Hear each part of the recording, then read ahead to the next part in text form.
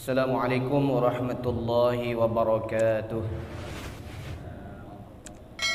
Alhamdulillahilladzi amarna bil ittihad wal i'tisam bihablillahil matin.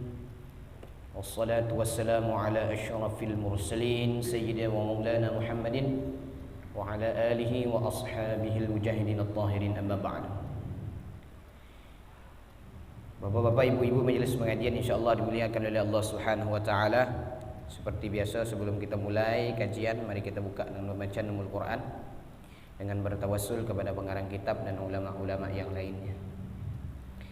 Al-Fatihah ala niyyati sahalah wal jamalah fi kulli al-umuri ad-diniyah wad dunyawiyah wal ukhrawiyah ma'a tamamil inayah wa ila hadratin nabiyil mustafa Muhammadin sallallahu alaihi wasallam وآله وأزواجه وذرياته أجمعين ثم إلى أرواح آبائنا وأمهاتنا وأجدادنا وجدادنا ولأستاذنا ولأقرابنا ولمعلمين ولجميع المؤمنين والمؤمنات والمسلمين والمسلمات، خصوصا إلى روح الشيخ عبد القادر الجيلاني وإلى روح الشيخ محمد متولي الشعراوي وإلى روح الشيخ سيد سابق وإلى روح الشيخ سيد محمد بن علي الملك الحسني وإلى روح الشيخ حلمي بن عبد المجيد وإلى روح الشيخ رجل بن حجي محمد وإلى روح الشيخ عبد القادر بن إبراهيم وإلى أصولهم وفروعهم ومحبهم وأحبائهم الأحياء منهم والأموات أينما كانوا من مشارق الأرض إلى مغاربها برها وبحرها وإلى جميع مشايخهم وسلسلة سندهم إلى رسول الله صلى الله عليه وسلم.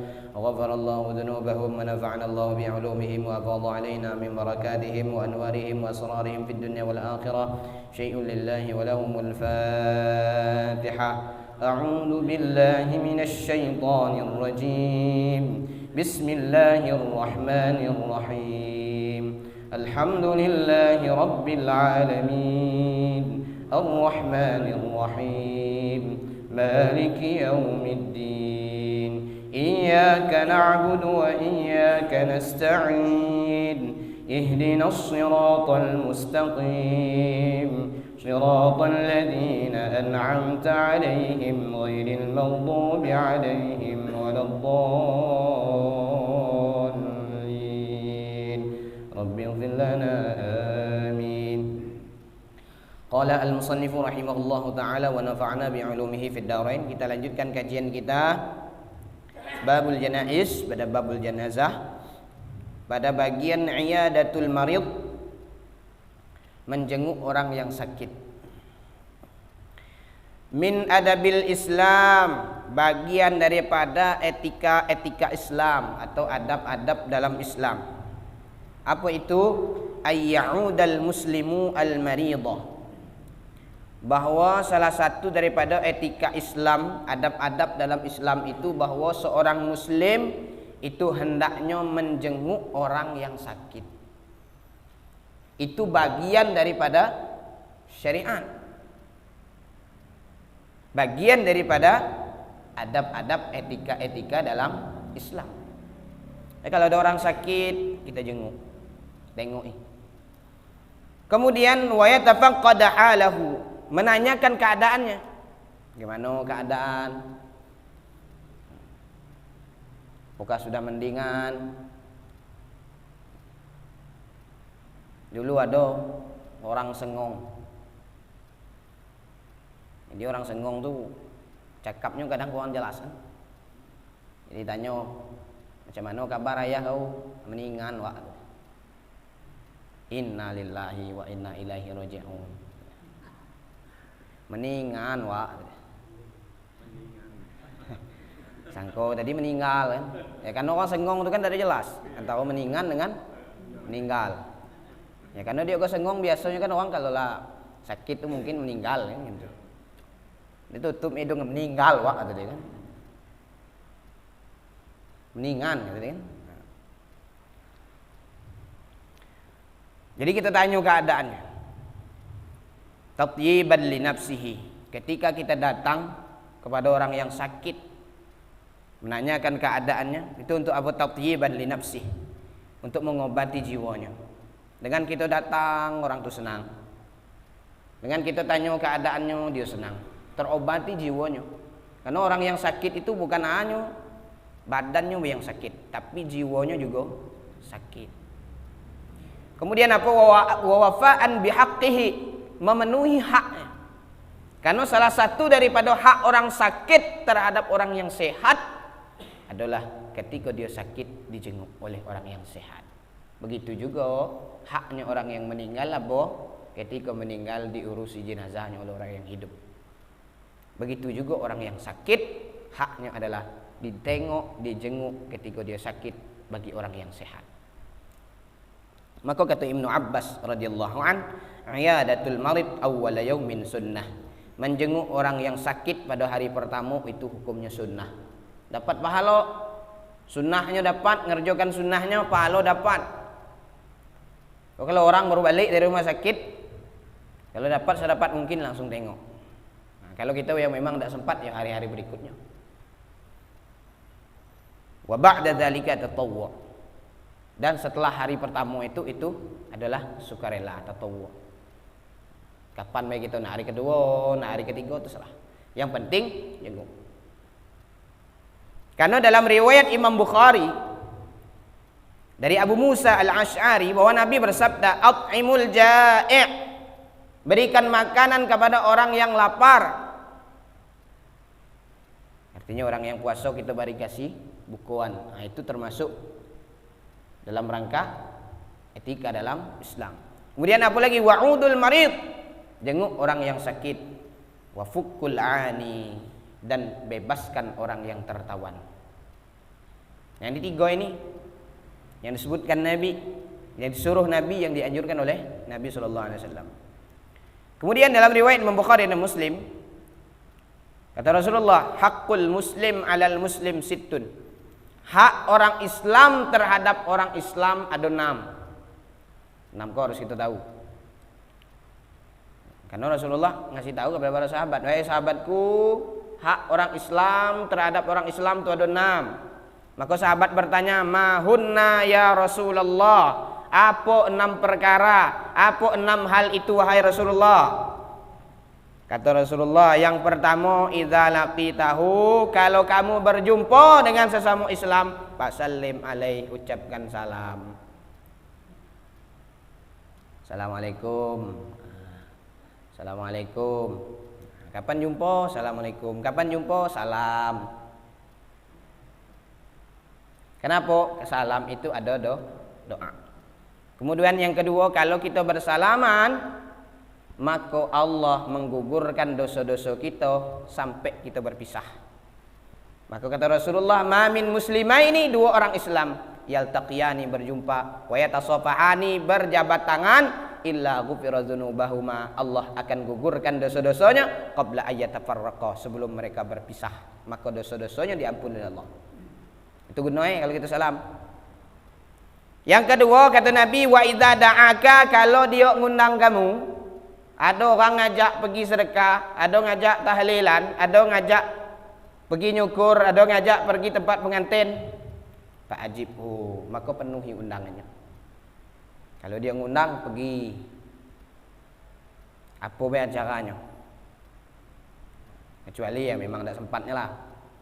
Ada hal lain. Itu yang kedua. Yang ketiga, wa idzastansahaka, kalau dia minta nasihat kepadamu, fansah lahu, maka nasihati dia. Ada orang datang ke rumah minta nasihat, macam mana saya kok masalahnya ini, kasih nasihat.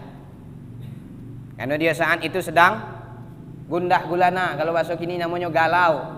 Dia mencari tempat cerita, mencari tempat curhat. Maka saat dia datang kepada kita, kasih nasihat. Yang keempat, wa idza atasa, kalau seorang muslim itu bersin, fahamidallah, dan dia mengucapkan alhamdulillah, fashammithu, maka hendaklah kamu mengucapkan tashmid, yarhamukallah. Itu hak kita, hak orang yang bersin. Kenapa kita disuruh mengucapkan yarhamukallah? Bisa jadi orang yang bersin yang mengucapkan alhamdulillah itu doanya diijabah oleh Allah. Maka dalam kitab Fathul Bari, syarah daripada Sahih Al-Bukhari, ada seorang ulama besar abad ketiga, namanya Al-Imam Abu Daud. Ini Imam Abu Daud nih pengen mau naik kapal, naik perahu. Jadi di dalam perahu itu ketika beliau belum naik perahu, di dalam perahu itu ada orang yang bersin. Sudah bersin mengucapkan alhamdulillah. Namun pada saat itu tidak ada orang yang jawab yarhamukallah. Tidak ada yang jawab yarhamukallah. Maka dia berkata kepada nahkodanya, kepada yang bawa perahu itu, tolong kamu itu turun, ambil duit 1 dirham nih. Turun tapi ngapa turun? Karena saya mau naik bentar weh. Ambillah duit ini 1 dirham. Dibayar duit 1 dirham. Jadi orang yang bawa perahu turun, dia naik atas perahu. Untuk apa naik perahu? Untuk cuman mengucapkan yarhamukallah. Bayangkan, ini Imam Abu Daud. Seluruh orang ini tidak ada mengucapkan yarhamukallah. Cuma dia yang mengucapkan yarhamukallah. Maka setelah turun dari perahu, orang-orang bertanya, wahai Al-Imam Abu Daud, kenapa engkau melakukan itu, mengucapkan yarhamukallah tadi? Cuma naik perahu untuk mengucapkan yarhamukallah, bayar pula 1 dirham. Apa kata Imam Abu Daud? La'alla hadza bisa jadi nahkoda atau orang yang bersin ini, la'alla hadzal atis, bisa jadi orang yang bersin tadi yakunu mujabatad dakwah, bisa jadi itu doanya diijabah oleh Allah, bisa jadi doanya itu diterima oleh Allah. Akhirnya orang nih tidur, ketika malamnya bermimpi. Dalam mimpi itu ada panggilan suara. Apa bunyinya? Ya ahlas safinah, wahai penghuni-penghuni perahu, wahai penghuni-penghuni kapal, inna Aba Daud ishtarol jannah minallahi bidirhamin. Sesungguhnya Abu Daud telah membeli surga dengan 1 dirham. Orang-orang di kapal tu, orang-orang yang atas perahu itu mimpi bahwa dalam mimpi itu ada panggilan, wahai penghuni perahu, sesungguhnya Abu Daud itu telah membeli surga dengan 1 dirham. Gara-gara 1 dirham, bayar tukang perahu, disuruh turun, naik di atas perahu, cuman ngucapkan yarhamukallah, turun, ada panggilan Allah Subhanahu wa taala memberikan surga gara-gara 1 dirham karena membaca atau mengucapkan yarhamukallah. Maka kita jangan remehkan amalan apapun, walaupun kecil, tapi bisa jadi itu ngangkat derajat kita. Cuma syaratnya kedengaran kuping kita. Ya, kalau lah kedengaran baru kita ngucap yarhamukallah. Kalau tidak kedengaran, alhamdulillahnya kita tidak perlu ngucap yarhamukallah. Bersin beacim gitu dia. Dan mengucapkan, nah waktu kita juga tidak mengucapkan yarhamukallah. Kalau dia mengucap alhamdulillah, baru kita disuruh untuk mengucapkan yarhamukallah. Baru dia balas dengan yahdikumullah. Kemudian yang keempat, yang kelima, wa idza maridha, kalau seorang muslim itu sakit fa'unhu, maka jenguk dia. Jangan talai, jangan biarkan. Wa idza mata, kalau seorang muslim itu meninggal, fa'atsba'ahu, maka urusi jenazahnya, bawa jenazahnya. Jangan ditalai. Karena orang yang meninggal itu tidak mungkin mandi sendiri, tidak mungkin mengkafannya sendiri. Nah, kecuali ada seorang ulama atau waliullah namanya Syekh Ahmad Al-Badawi. Pernah dijelaskan dalam sebuah kitab disebutkan bahwa beliau untuk mandi dewi.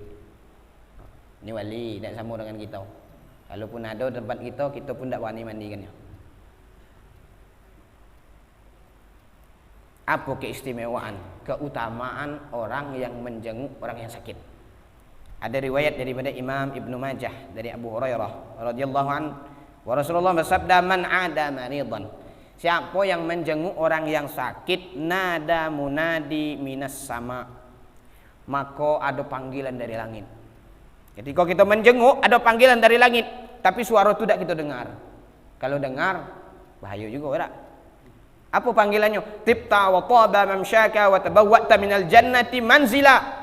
Engkau baik, engkau telah melakukan kebaikan, dan engkau telah membuat tempat di dalam surga.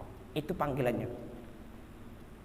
Karena orang yang sakit itu beliau Saat itu Allah ampunkan dosanya, Allah berikan pahala kepadanya, Allah angkat derajatnya.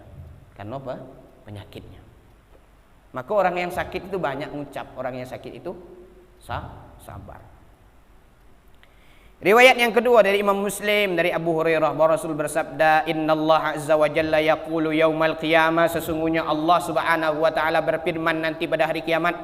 Nanti pada hari kiamat Allah berkata kepada kita, berfirman kepada kita, apa kata Allah? "Ya ibna Adam, wahai anak Adam, maritu, aku sakit, falam ta'udni, tapi engkau tak jenguk aku, Bu." Itu Allah nyebut, wahai anak Adam, wahai manusia, aku sakit dulu di dunia, tapi kamu tak jenguk aku. Apa kata hamba ini? "Ya Rabbi, kaifa a'uduka wa anta rabbul alamin." Wahai Tuhanku, bagaimana engkau sakit padahal engkau itu Tuhan sekalian alam. Tak mungkin kau sakit ya Allah. Apa kata Allah? "Ama alimta anna abdi fulanan marida falam ta'unhu." Apakah engkau tidak mengetahui bahwa hambaku si fulan itu sakit, tapi engkau tidak jenguk dia? "Amma alimta annaka law uttahu lawajadtani indahu." Ketahuilah, jikalau engkau menjenguknya, maka engkau akan menemui aku di sisinya. Jadi ketika kita menjenguk orang yang sakit, saat itulah kita itu berada di sisi Allah Subhanahu wa taala. Saat itu kita berjumpa di hadirat Allah Subhanahu wa taala. Kenapa? Karena orang yang sakit itu diberikan rahmat oleh Allah Subhanahu wa taala. Yang kedua, "Ya ibna Adam, istat'amtuka."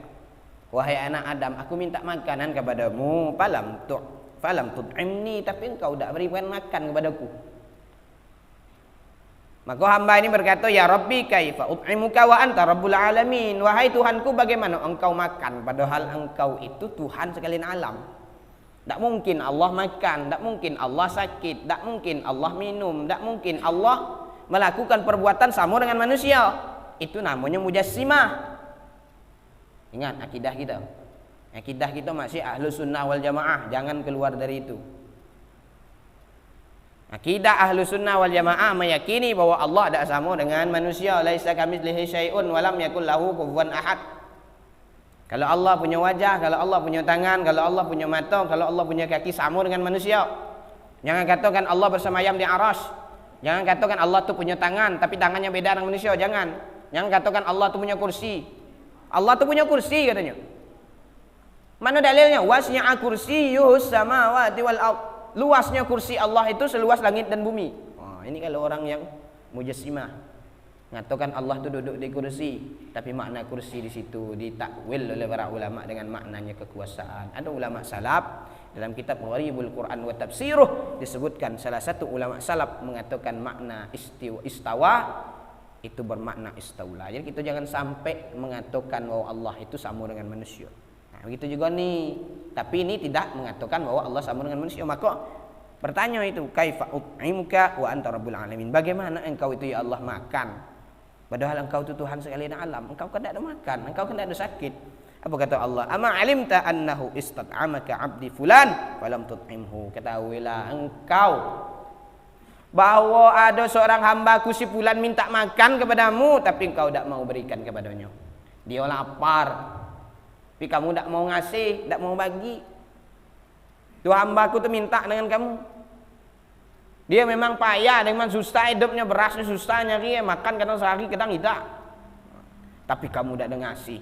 "Amma alimta annaka law at'amtahu lawajadta dzalika indi." Jikalau engkau memberikan makanan kepadanya, niscaya engkau menemui dia di sisiku. Allah tanya lagi, "Ya abna Adam, istaiqaituka." Wahai anak Adam, aku ini minta minum kepadamu, falam tusqini, tapi kau tidak mau ngasih. Qala ya Rabbi, kaifa asqika wa anta rabbul alamin. Wahai Tuhanku, bagaimana kamu tu minum sedangkan engkau tu Tuhan sekalian alam. Apa kata Allah? "Asqaka abdi fulanun falam tasqihi." Hambaku si fulan tu minta minum kepadamu tapi kamu tidak ngasih. "Amma alimta annaka law saqaitahu lawajadta dzalika indi." Jikalau engkau ngasih minuman itu, niscaya engkau menemui dia di sisiku. Ini hadis ini jadi motivasi kepada kita untuk beribadah. Kalau ada yang sakit, tengoki. Disitulah Allah ngasih rahmat kepada kita. Kemungkinan bisa jadi ketika kita datang, Allah nurunkan rahmat kepada orang yang ada dalam rumah, termasuklah kita yang hadir pada saat itu, maka kita pun dapat rahmat dari Allah. Jangan biarkan, talailah, nak diuk lah. Itu salah satu hak orang Islam, orang Muslim. Kemudian Nabi juga pernah bersabda, Innal muslima idza ada akhahul muslim. Apabila seorang muslim itu menjenguk muslim saudaranya yang lain, lam yazal fi khurfatil jannah hatta yarji'a. Maka dia telah berada di khurfatul jannah sampai dia balik. Jadi kita nengok orang yang sakit itu, kita berada di khurfatul jannah. Apa khurfatul jannah? Maka sahabat bertanya, "Qila ya Rasulullah, ma khurfatul jannah?" Wahai Rasulullah, apa khurfatul jannah itu? Rasulullah jawab, janaha. Apa makna janaha? Janaha di sini ma yajni minat tamar. Buah-buahan yang berasal atau yang dipetik dari surga. Nah, itu yang kita dapatkan kalau kita nyenguk orang sakit. Tapi alhamdulillah di dusun kita kok masih ada tradisi menjenguk nengok orang sakit, jangan dihilangkan. Karena kalau di hidup-hidup mungkin di tempat lain, mungkin lulu gue tak tahu lagi mana dulu, mana keluarga, mana tetangga. Maka kita di siko alhamdulillah masih ada prihatin dengan orang. Ada tetangga sebelah sakit, awak nengok. Ada takut sakit kan, kita nengok. Dan persatuan kita insyaallah masih kuat. Acara-acara pengantin masih ada, pekat waris dan lain sebagainya. Dan pertahankan itu, karena itu sudah diajarkan 14 abad yang lalu oleh Rasul sallallahu alaihi wasallam. Dan Al-Qur'an juga sendiri menyebutkan wa'tasimu bihablillah jami'an wa la tafarraqu. Berpegang teguh kamu kepada Allah, kepada agama Allah, jangan bercerai-berai. Nah, itulah tujuannya. Silaturahmi ke rumah orang. Lagi kita pula yang kena tu. Sedih pula asoy kita kalau sakit. Tak, orang dah nengoki. Mutut-mutut lah, kenapa awak dah pernah nengok orang? Orang balas pula dengan awak. Tak ada pula ni, pula nengok ni. Apalagi keutamaannya dari Ali radhiyallahu an.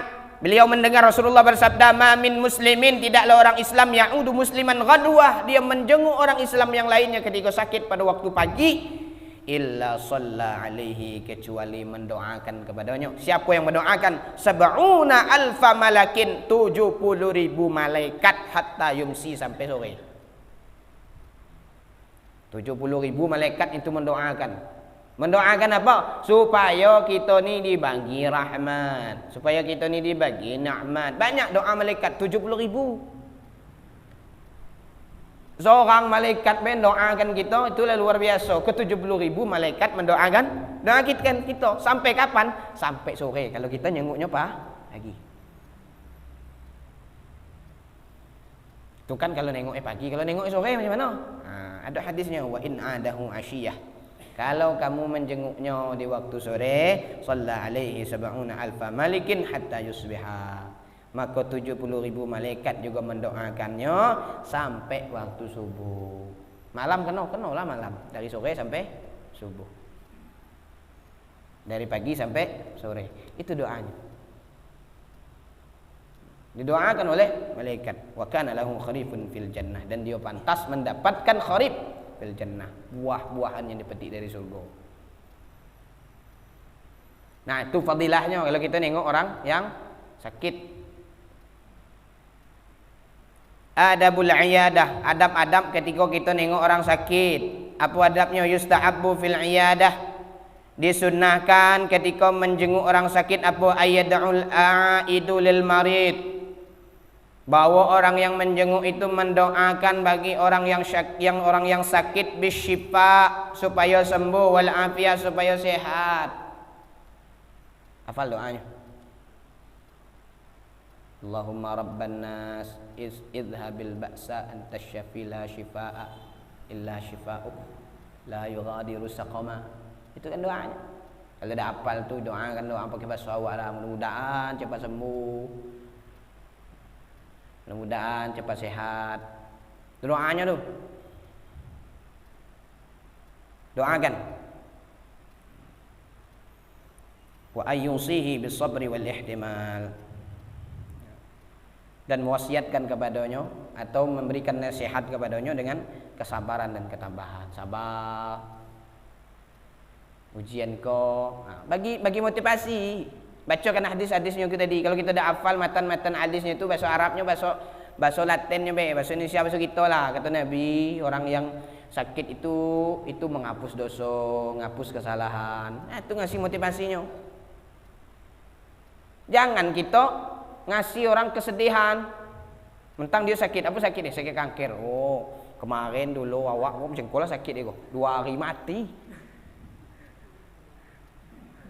Nah, itu jangan keluarkan kalimat itu. Kalimat yang membuat orang tambah stres. Ya tahulah penyakit kanker itu susah ngobatinnya kan. Tapi jangan pula kita tuh ngasih harapan seakan-akan kita datang itu bukan untuk menjenguk, bukan untuk mendoakan, tapi untuk nyumpai.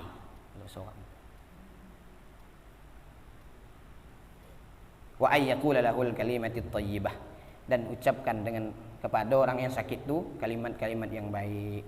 Allati tutayyibu nafsahu, yang dapat mengobati jiwanya, wa yuqawwi ruhahu, dan dapat menguatkan ruhnya, dapat menguatkan batinnya. Karena orang yang sakit itu tertekan jiwanya, kasih motivasi. Makanya ada dokter yang mengatakan bahwa orang yang sakit itu berasal dari pikiran, dari hati. Kalau pikiran dan hati tidak tenang, itu bisa membuat jasad kita tidak sehat. Ya tak? Contoh apa? Kita punya penyakit emah atau punya penyakit GERD. Kalau dalam bahasa kesehatan namanya GERD, asam lambung kalau naik, itu GERD namanya. Atau penyakit emah, atau tungkak lambung, atau lambung luka. Itu kalau kita hari biasa makan pagi, makan siang, makan malam, masih kena juga. Padahal sudah rutin kita makan, jaga kesehatan. Tapi ketika kita puasa, dah ada kena. Coba dewek lah bagi yang punya emah. Itu kalau puasa insya Allah dah ada kena. Kenapa? Karena pikirannya sudah fresh. Kenapa pikirannya sudah fresh? Sebelum subuh dia sudah lapaskan niat, dia sudah niatkan, ya Allah besok pagi saya puasa. Maka pada saat dia lapaskan niat, pikirannya sudah terang, besok dia puasa aman. Nah, makanya berasal dari pikiran, berasal dari hati. Orang yang sehat pun kalau hatinya tidak ada tenang, pikirannya tidak tenang, itu bisa buat sakit. Ya tak? Kanti sebelah rumah kau beli kipas angin. Awak dah tenang, awak yang berputar-putar dalam rumah tu. Dah tenang. Kenapa? Karena nengok kanti tu naik terus. Nengok kanti tu ada apa yang dibeli. Akhirnya apa? Awak demam nengok kanti tadi. Kanti beli kulkas, awak yang kedinginan. Macam-macam. Kanti buat ini, kita. Itu berasal dari hati. Maka orang yang sehat kalau hatinya tidak tenang, hatinya tidak sehat, itu buat sakit jasadnya. Cobalah dewek. Tapi bagi walaupun orang yang sakit, hatinya tenang, pikirannya tenang, maka insya Allah jiwanya, badannya, jasadnya semakin hari semakin membaik. Jadi berasal dari pikiran, berasal dari hati. Perbaiki hati, perbaikin pikiran. Maka kata Nabi, idza dakhaltum 'alal marid, apabila kamu mendatangi orang yang sakit, fanafisu lahu fil ajal, maka berikan pengharapan kepada dia panjang umur. Mudah-mudahan Allah ngasih kesehatan, ngasih keberkahan umur, ngasih panjang umur. Jangan disebut pendek umur. Kau penyakit kau biasa 2 bulan cuma. Biasa itu ngasih apa namanya? Nak nului Tuhan pula, nak nului takdir. Jadi kasihkan dia harapan untuk supaya umurnya panjang. Fa inna dzalika la yaruddu syai'a. Karena memang sesungguhnya hal yang seperti itu memang menolak takdir, kata Nabi. Walaupun hal seperti itu nolak takdir, wa huwa yutayyibu nafsal marid, tetapi dia itu dapat mengobati jiwa orang yang sakit. Tenangkan, insyaallah. Karena Nabi SAW idza dakhala ala may ya'udu qala, apabila Rasulullah mendatangi orang yang sakit, beliau mengatakan la ba'sa, ada masalah tak tu, sakit tu tak ada apa. Kenapa? Tahurun insyaallah, karena sakitmu itu dapat menyucikan dirimu dari kesalahan-kesalahan insyaallah. Nah, itu Nabi menyebutkan. Makanya ada kadang orang dokter itu dak, macam mana dok penyakit saya, ada masalah, tak apa-apa, makan be obat ni, jangan makan iko pantang be, itu dokter. Tapi ketika di belakang kita ada keluarga kita mungkin, ini pak penyakitnya sudah luar biasa bahaya pak, penyakitnya ini, itu dokter itu, dokter yang sudah pengalaman itu. Tapi ketika dia di depan orang yang sakit tadi, dia tidak mau ngomong itu. Penyakit kanker itu sudah pengalaman saya pak. Ketika depan orang yang sakit tidak mau dia ngomong itu. Tapi ketika di depan saya, dia ngomongnya. Nih 1, 2, 3 dijeberkan. Nah, itu luar biasanya. Nah, maka salah satu daripada adab orang atau etika orang yang orang menjenguk orang yang sakit itulah memberikan harapan untuk sembuh. Kita pun lah hasil kan, kalau orang datang ke kita orang nyebut macam itu, apa hasil kita? Bukan sakit badan lagi, sampai ke hati juga sakitnya. Dan selain daripada itu yusta'abu takhfiful iyadah wa taqliluha ma amkana, disunahkan juga untuk meringankan bagi orang yang menjenguk itu, jangan sering-sering datang ke rumah. Kali-kali be, kalau sehari kok lagi 2 minggu ke depan mau datang pula. Jangan tiap hari, tiap jam datang ke rumah nanti. Ngapo? Hatta la yathqala 'alal marid, sehingga tidak ada memberatkan bagi orang yang sakit. Walaupun kita ngasih nasihat lah, kadang orang yang sakit itu mungkin jelak kok nengok awak datang ke rumah, tak? Kau tahu seorang datang ke rumah, kau tahu orang datang ke rumah, kan macam itu. Agak berat hatinya.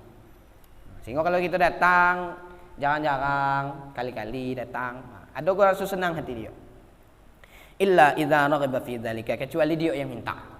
Nah, baru kita datang. Kau datang tiap hari lagi kau. Obat ni saya kau picit-picit badan tu. Nah, baru kalau dia minta baru. Tapi kalau dia dah minta jangan terlalu sering. Kemudian bagaimana seorang perempuan menjenguk laki-laki? Bagaimana hukumnya? Kata Imam Al-Bukhari. Imam Bukhari ini buat kitab judulnya Sahih Al-Bukhari. Dalam Sahih Bukhari itu dibuat satu bab. Apa babnya? Bab iyadatin nisa'ir rijal. Bab seorang perempuan menjenguk laki-laki. Hukumnya boleh. Karena ada Ummu Darda. Ummu Darda ini adat Ummu Darda rajulan min ahlil masjid min Ansar. Karena Ummu Darda ini pernah menjenguk seorang laki-laki dari golongan Ansar yang berada di masjid yang sedang sakit. Kemudian dari Aisyah juga diriwayatkan, lamma qadima Rasulullah al-Madinah, ketika Rasulullah datang ke Madinah, wu'ika Abu Bakrin wa Bilalin radhiyallahu anhuma. Abu Bakar ayahnya Aisyah dan Bilal itu sedang sakit. Abu Bakar ini ayahnya. Qalat, kemudian dia berkata, fadakhaltu alaihima, kemudian aku datang kepada mereka berdua dan dia mengatakan, ya abati kaifa tajiduka, wahai ayahku bagaimana keadaanmu, wa ya Bilal kaifa tajiduka, wahai Bilal bagaimana keadaanmu. Maka Abu Bakar mengatakan ketika demam sedang menyerangnya, apa kata Abu Bakar? Kullu mri'in musabbih fi ahlihi wal mautu adna min syiraki na'lihi. Setiap orang itu kepingin datang, kepingin kembali kepada keluarganya, dan orang yang mati itu lebih dekat daripada tali selopnya. Kematian itu lebih dekat daripada tali sendalnya. Itu kata Abu Bakar. Ketika dia demam itu katanya. Apa maknanya? Maknanya kalau dia sakit pengen kembali kepada keluarganya, pengen ditengok, pengen dikasih bagi obat dan segala macam. Makanya ada lagu tu apa namanya, lebih baik sakit gigi rak daripada sakit hati. Betul tak tu? Betul. Kenapa saya sebut betul? Kalau sakit lebih baik sakit hati daripada sakit gigi. Kalau lah kita sakit gigi datik yang obat ni. Karena kenapa sakit hati? Tapi kalau kita sakit gigi masih ada yang nengoki. Kalau sakit hati siapa nak nengoki awak?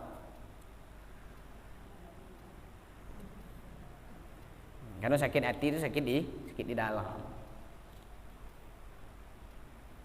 Tapi ada juga yang nyebut dah dia nak galau lah tu dia. Nak sakit gigi, nak sakit hati tu ingin naik tu kan. Kalau ada yang nyebut enak sakit gigi dah boleh lah cuba tu dia kan. Bilal juga mengatakan ala laita syi'ri hal abitanna lailatan wa biwadin wa hauli idkhirin wa jalil. Aku kepengen bermalam pada suatu malam. Di mana biwadin? Di suatu lembah. Suatu lembah di Mekah. Wa hauli idkhirin wa jalilin, dan sekelilingku ada rerumputan idkhir dan jalil. Rumputan idkhir ini rumput yang baunya wangi. Yang biasanya orang Arab digunakan untuk pewarna pakaian. Karena warnanya bagus. Kemudian Aisyah mengadu kepada Nabi, menceritakannya. Saya ceritakan Abu Bakar tu demamnya gini, Bilal tu demamnya gini, maka Nabi berdoa, Allahumma habbib ilainal Madinah kahubbina Makkah. Ya Allah, berikan rasa cinta kepada kami dengan kota Madinah kahubbina Makkah, sebagaimana kami cinta kepada Mekah. Au asyad, atau lebih daripada itu. Allahumma ya Allah wa sahihha, sehatkan dia, wa barik lana, diberikan barakah kepada kami fi muddiha wa sa'iha, pada takaran mudnya dan pada takaran sa'nya. Wangkul hummaha, pindahkan demamnya. Orang-orang yang ada di Madinah itu, faj'alha bil Juffah, dan pindahkan dia ke Juffah, tempat miqat. Nah, itu doa Nabi. Kita juga macam tu. Datang kasih nasihat, datang berikan kesabaran, datang kepada rumah orang, berikan motivasi. Jangan sampai orang tambah stres nengok awak. Biarlah musuh awak, datanglah. Walaupun dalam Islam tu ada detik sebut musuh, sahabatlah galoi. Kenapa? Al muslim akhul muslim. Karena orang Islam itu saudara orang Islam. Innamal mu'minuna ikhwah. Karena orang beriman itu bersaudara. Fa aslihu baina akhwaikum, damaikan mereka antara saudara-saudara kamu itu. Itu disebutkan dalam Quran dan dalam hadis Nabi. Itu akhlaknya Nabi, dimusuhi, dicaci maki, diludahi, sakit datang juga, ditengok juga. Ada yang datang minta maaf kepada Nabi, maafkan. Ada yang minta ampun kepada Nabi, diampunkan. Ada yang minta doa kepada Nabi, didoakan. Yang melempar kotoran unta, melempar batu dan lain sebagainya, tetap didoakan Nabi. Orang-orang Taif macam-macam. Abu Sufyan, musuh Nabi, dimaafkan Nabi. Umar bin Khattab juga sempat musuh Nabi. Umar bin Khattab tu orang gagah, tegap, badan gedang, suara menggelegar. Umar bin Khattab. Karena dulu di Mekah itu ada dua orang yang paling hebat dalam masalah perang, dalam masalah, pokoknya masalah hal-hal yang berkaitan dengan tinju lah, kira-kira macam itu. Ada dua orang yang kuat di situ. Pertama Umar bin Khattab, yang kedua Umar bin Hisham atau Abu Jahal. Itu yang paling kuat tuh. Tak ada belum yang ngalahin. Maka Nabi berdoa, Allahumma ijidil Islam bi ahadil Umarain. Ya Allah, kuatkan Islam di antara dua Umar. Umar bin Hisham atau Umar bin Khattab. Maka ditunjuk oleh Allah Umar bin Khattab radhiyallahu anhu. Masuk Umar Islam. Umar itu banyak hal-hal yang terjadi pada Umar. Maka Syekh Muhammad Husain Haikal yang tebalnya 500-an halaman beliau menulis tentang sejarah Umar bin Khattab. Gitu. Jiwa kita belajar kepada para sahabat Nabi, belajar kepada Nabi sallallahu alaihi wasallam. Yang selanjutnya iyadatul muslim al-kafir. Orang muslim menjenguk orang kafir, bagaimana hukumnya?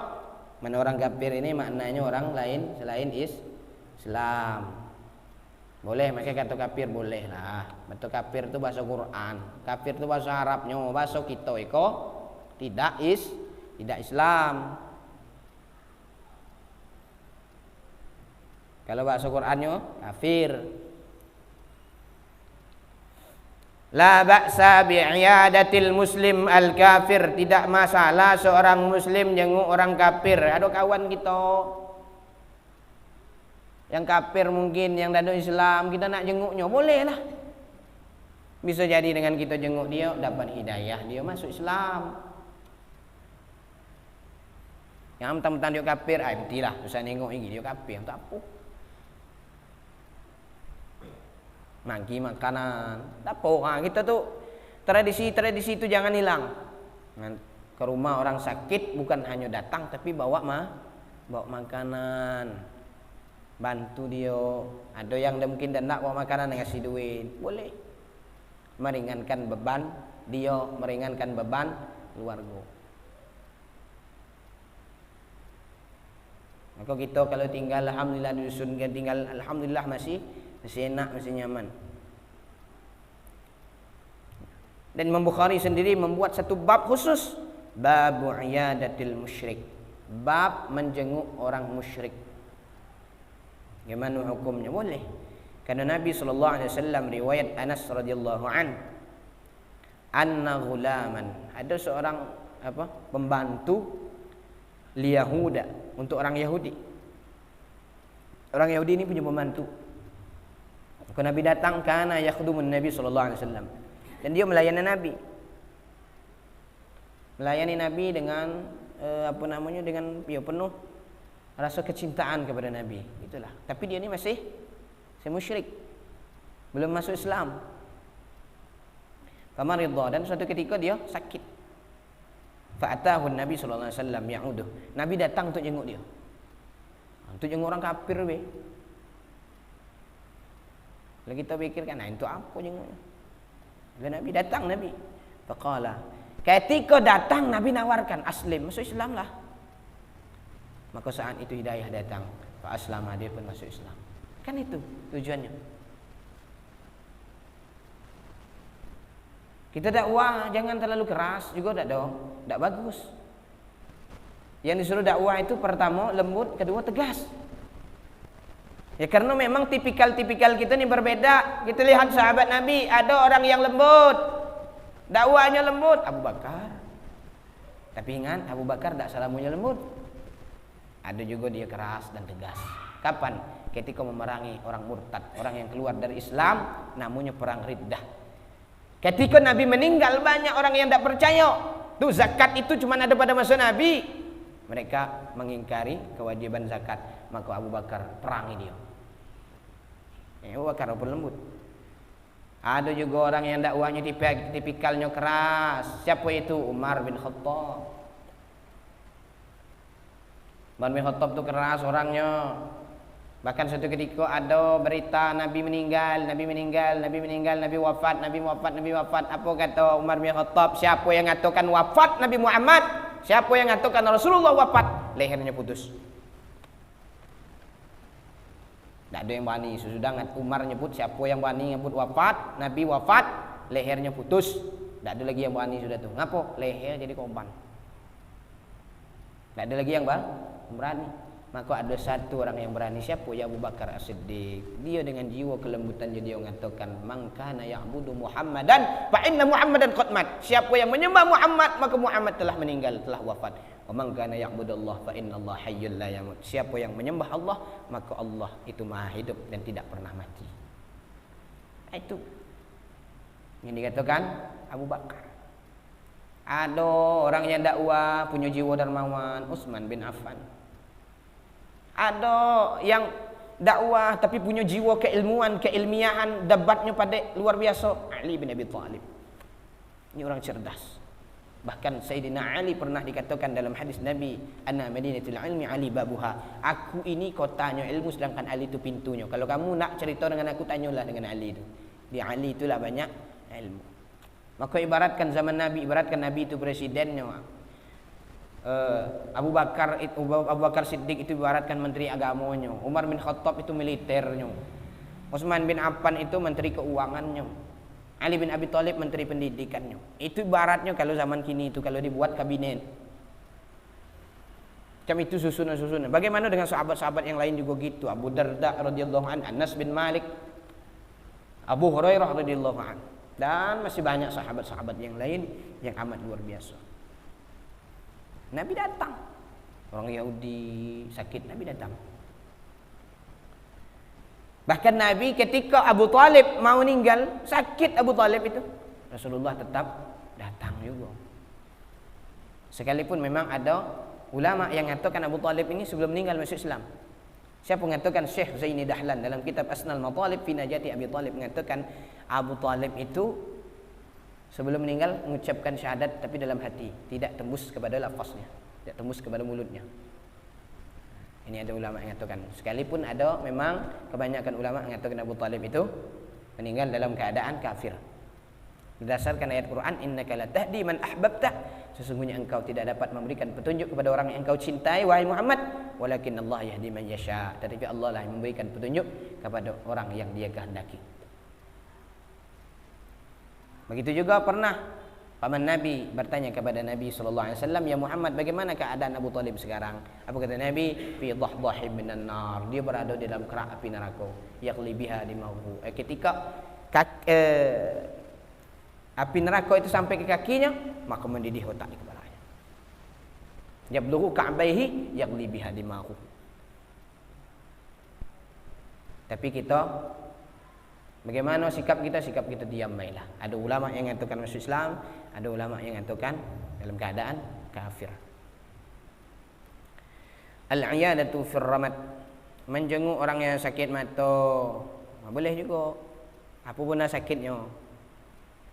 Karena riwayat Imam Abu Daud dari Zaid bin Arqam, "Adani Rasul sallallahu alaihi wasallam," kata Zaid bin Arqam, Rasulullah menjengukku, "Mawaja'aka bi 'ainayya." Saat aku sakit kedua mataku. Nabi datang jenguk. Pula kita ngata ya, mata kau temelan mata kau tu. Intip orang kau. Aku banyak gitu. Nabi nengoklah, jenguk. Gimana keadaannya, lah sehat mata tu? Sehat, alhamdulillah. Itu macam-macam. Mata sakit, bengkak, kata intip. Macam-macam lah pokoknya. Sering sakit kepala, kata banyak mikirkan yang kotor-kotor. Macam-macam. Aku banyak mikir kotor aku sakit kepala aku terus. Padahal orang sakit kepala itu banyak masalahnya, bisa baik tensi turun, tensi naik, kolesterol, asam lambung naik, itu macam-macam. Maka kita perlu ketahui sumbernya. Kemudian yang terakhir, talabud du'a minal marid. Pada bagian masalah menjenguk ini, pada bagian terakhir, talabud du'a minal marid. Minta doa kepada orang yang sakit. Orang yang sakit itu kita mintakan doanya, datang ke rumah dia, ngasih motivasi, mendoakan dia, sekaligus kita minta doa. Ngapa minta doa? Rawahul Ibnu Majah, diriwayatkan oleh Imam Ibnu Majah dari Umar radhiyallahu an qala. Ibnu Umar mengatakan, dari Umar radhiyallahu an, dari Umar mengatakan, qala Rasulullah sallallahu alaihi wasallam, Rasulullah bersabda, "Idza dakhalta ala maridin," apabila kamu datang kepada orang yang sakit, falyad'u laka, mintalah doa kepadanya. Doakan saya. Apa doanya? Macam-macam doanya, apa serah kita minta. Kenapa kita minta doa kepada orang yang sakit? Fa inna du'aahu ka du'ail malaikah. Karena doanya orang yang sakit itu seperti doanya malaikat. Itu kata Nabi. Macam mana keadaan hadis itu? Qala fi zawaid, dalam kitab Az-Zawaid disebutkan isnaduhu sahih, sanadnya sahih. Boleh diamalkan. Minta doa. Doakan saya yo, mudah-mudahan saya kok alhamdulillah sehat terus. Kalaupun sakit dapat berikan kesabaran macam kamu nih, itu mintanya. Doakan saya.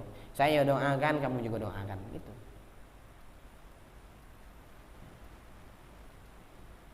Doanya pelan-pelan milah, yang kekuat pula. Nah, sebelum kita tutup ada pertanyaan.